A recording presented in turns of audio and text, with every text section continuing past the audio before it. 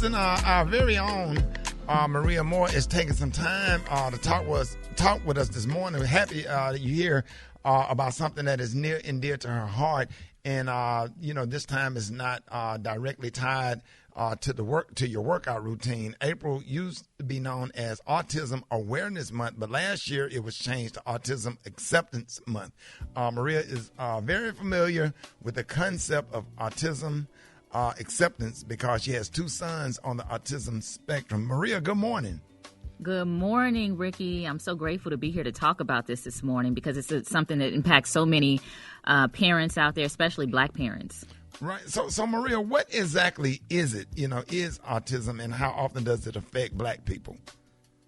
Well, the autism spectrum disorder, that's ASD, that's a clinical definition for autism, and it impacts the nervous system. So the range of severity of symptoms can vary. You're talking about difficulty with communication, difficulty with social interactions, obsessive interest, and repetitive behavior. So these are all things that I noticed in both of my sons.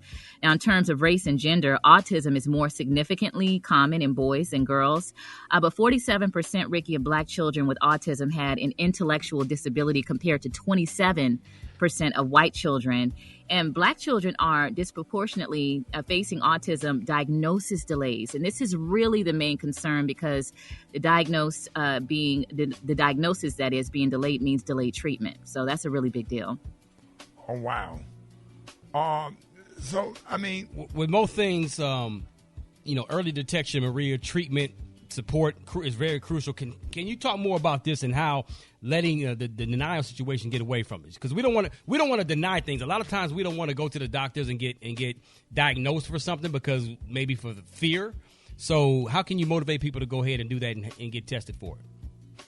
Yeah, I think that was like a really huge deal for me. So just to put this into context, my two children who have autism, my 20-year-old son and then my 8-year-old son.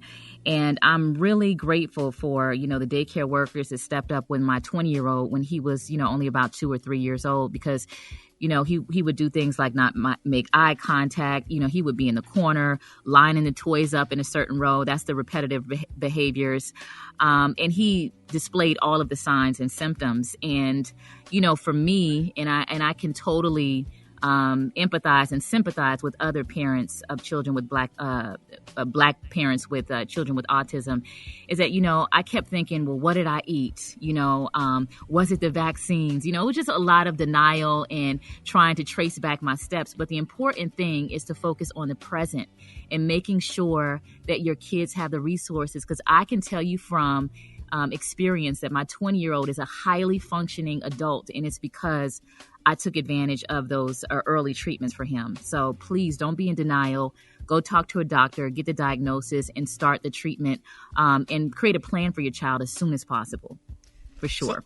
So Maria, what is some of the things that you wish people knew about the emotional and the mental adjustment that you and your family make on a day-to-day basis? Well, the way people stare, sometimes when we're out in public. And, one thing that I say, Gary, I tell my kids, be yourself and let the world adjust.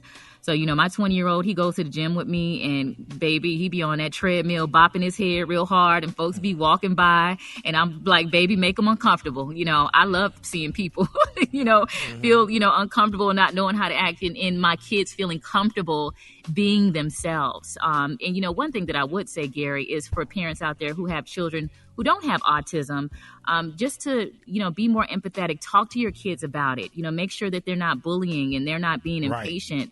With other children, because that makes a big difference. Be present, get the support, and most of all, do not be ashamed. Be there for your baby and, get them the help and support that they need.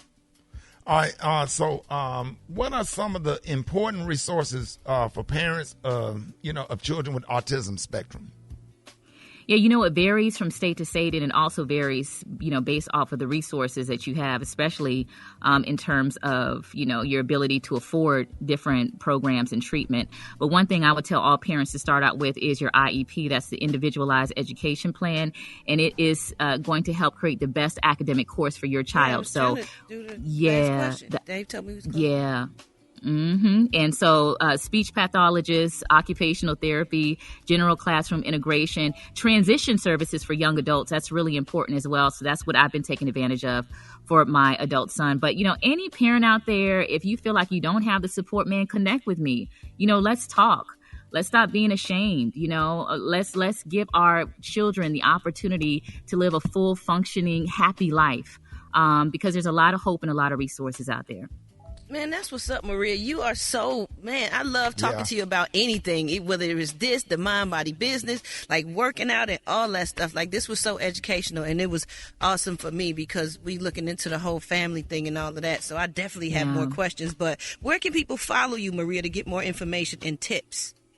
Yeah, of course. My website is mariamore.com, and that's more with one O. And I also posted a photo of my two beautiful sons on my Instagram at Maria Moore. That's MariaMore. Thank you so much for letting me have this conversation today. Man, this was so dope. Thank you. Go ahead, Rickey. Sorry. No, I'm just about to say, she just on here talking proper because she went to FAM and didn't get accepted at Alabama State University. It's all about them rattlers. We be having HBCU beef on here. Rivalry, yeah. I'm gonna always throw shade. Maria, thank you for that though. Maria, for real. Let people know how they can follow you one more time. Maria Moore, Mariamore. Thank you so much, Rickey.